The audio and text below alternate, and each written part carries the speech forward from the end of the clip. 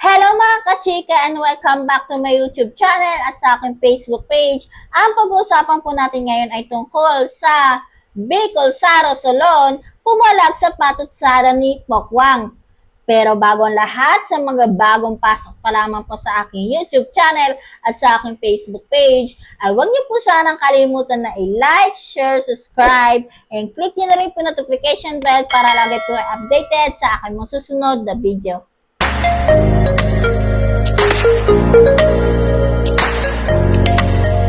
Ayon sa balita, dito sa source natin sa TNT Abante, ito po, babasahin po natin, ito po ang ating source, ayan, para maliwanagan lang po tayo at bibigyan lamang po natin ng counter reaction. So, umpisahan na po natin mga kachika.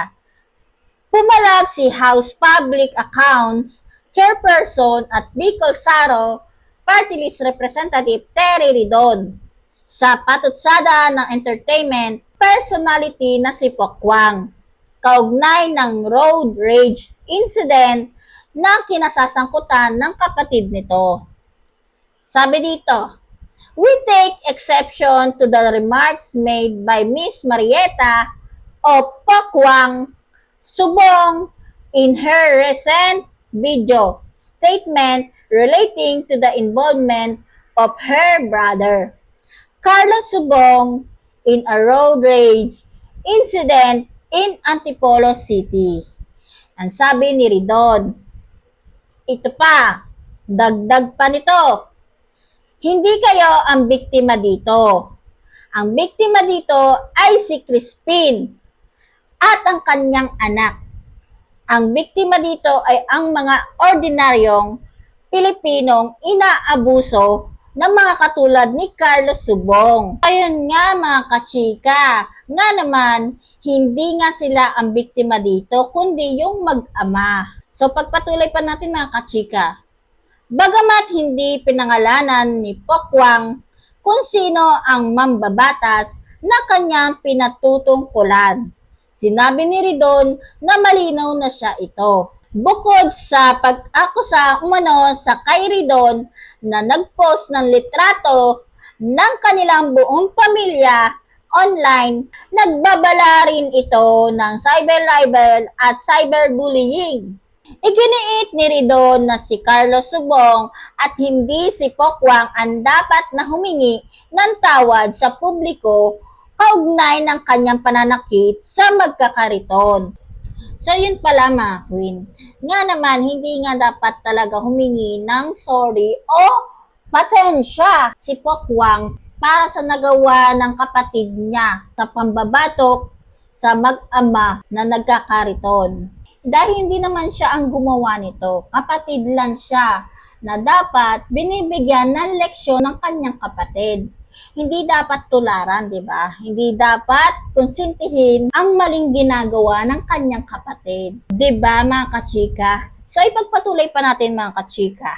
It was Mr. Subong who consciously chose to commit grave traits, inflict physically injuries, and engage in act of child abuse against Crispin Villamor and his daughter during the road rage incident.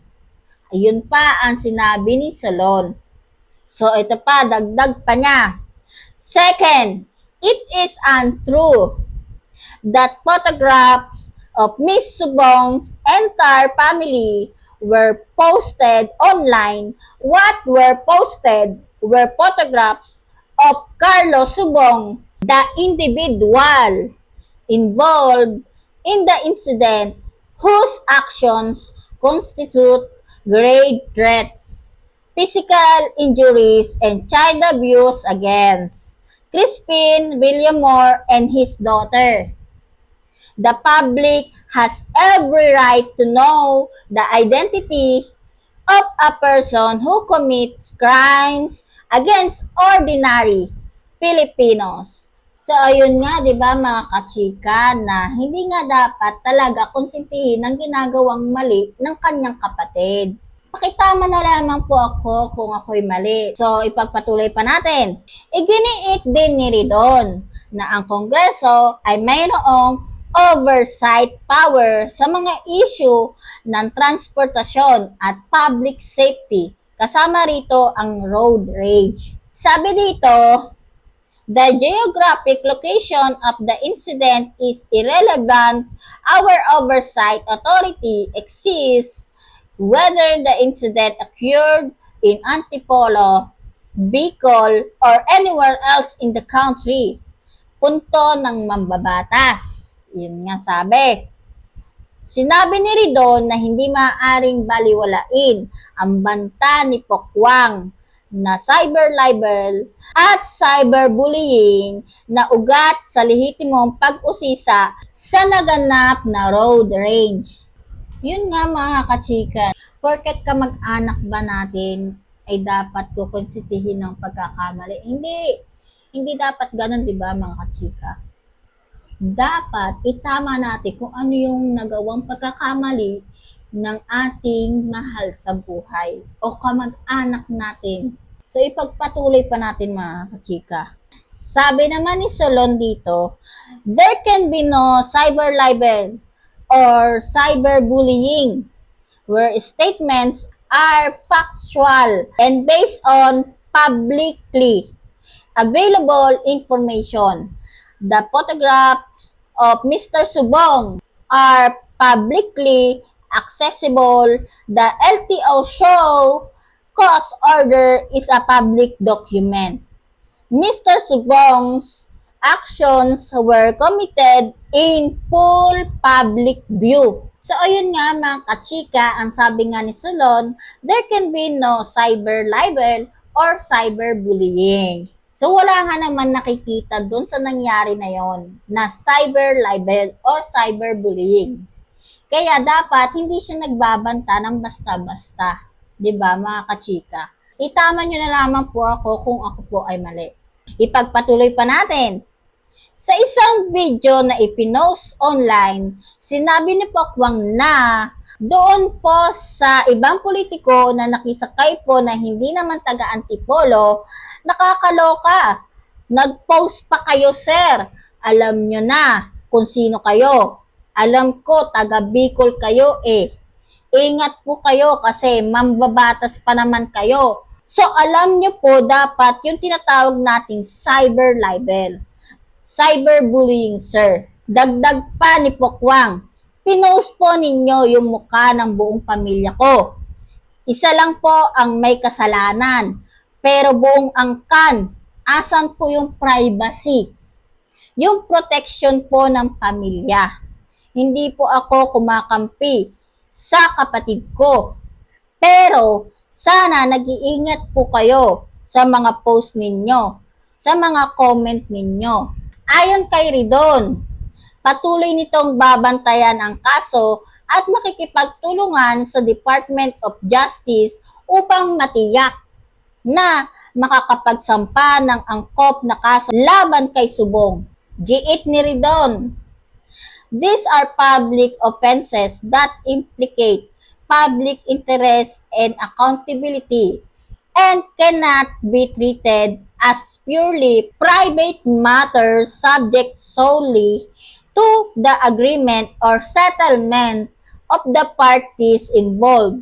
So, ibig sabihin nitong sinasabi ni Solon, ito, ang mga ito ay pampublikong paglabag na may kinalaman sa interes ng publiko at pananagutan at hindi maaaring ituring na mga usaping pribado lamang na nakasalalay lamang sa kasunduan o pag-ayos ng mga pribadong sangkot.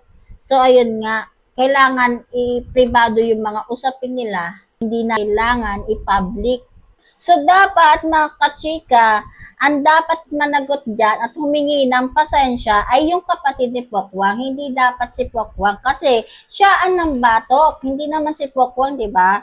Kaya kung ako sa inyo, na huwag nyo dapat tularan itong kapatid ni Pokwang na inuuna ang init ng ulo bago makipag-areglo. So yun mga kababayan, alam ko naman lahat kayo napanood yung video kung paano yung pambabatok ng kapatid nito pong si Pokwang. At doon sa inilabas na video ni Pokwang, alam ko napanood yun na din naman yon. At ito pong pinag-uusapan dito ay yung summarize lamang po na inilabas na balita galing po sa Abante. So ngayon mga kababayan, kung titingnan po natin yung sinabi naman ni Pokwang doon sa kanyang video, maliwanag naman po na kinukundina niya yung pagkakapost mga kababayan ng pagmumukha ng kanilang pamilya at maliwanag din naman na sinabi niya na yung kasalanan ng kanyang kapatid hindi naman po nila kasalanan. So ngayon, ang point kasi mga kababayan dito ni Congressman Terry Redon yung pambabatok nga ng kanyang kapatid.